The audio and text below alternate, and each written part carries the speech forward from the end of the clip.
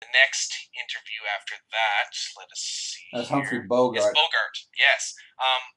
And I thought that you were quite generous in some of your pauses to Bogart. Bogart was not like some, let's say, Leonardo DiCaprio or Tom Cruise. He had a couple good performances, but he was an extremely limited actor. I think this is, though, a generally terrific interview, though, because Farr knows quite a bit about Bogart.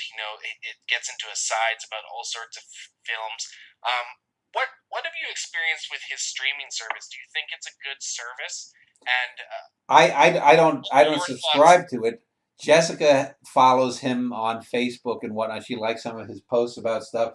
But initially, there was supposed to be a guy who was a biographer, and the guy was a nut job. I forget the guy's name, but he got paranoid and whatnot. And Farr was going to ask if he could go meet the guy at some cafe to talk about the interview, and then if he could go to Farr's home to do the interview. And the guy was just a nut job. I forget his name, but he was just insane. And so it just ended up, instead of being two or three people, it ended up with just John Farr. That's why I call it Bogart by Farr, since he's the only person interviewed. But he gave a good interview, and he gave a lot of the background and whatnot. This or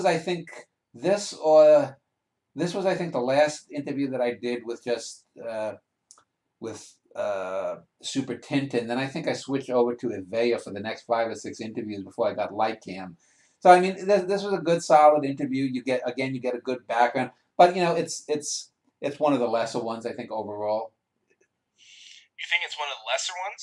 I Compa- think that it compared is a to good interview overall. It certainly not doesn't hit any of the lows that, say, the John Cassavetes one had. It has.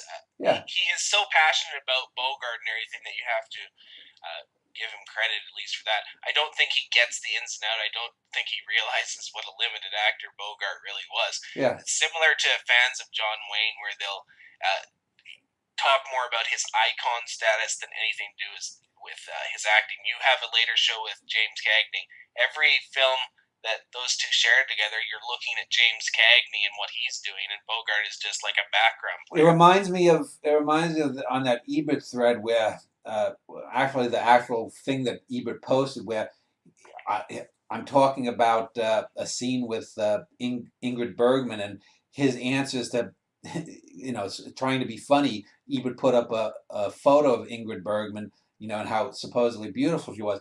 Well, people that fall back on those kinds of tropes, they'll say, "Oh, but wasn't Wayne so dynamic in that?" Okay, what made John Wayne dynamic in that role? That he wasn't the Have you stiff. seen The Conqueror, Dan? Yeah, yeah, yeah, One of the a Plan 9 from Outer Space kind of level abomination in terms of the acting. yeah. Uh, I would recommend people watch it simply if they want to have endless laughs for He's even bad in the which film that he often gets praised for, The Quiet Man, where he's there's supposed to be Irish. He just can't pull off the Irish stuff. Uh, John Wayne. Bogart was, in a sense, just as limited as John Wayne. I think he overall made some better film choices, though. yeah, he may have had a type, but at least he knew sometimes how to maximize that type. Yeah. It's just very telling when you see him with James Cagney how much better an actor James Cagney was as compared to Bogart.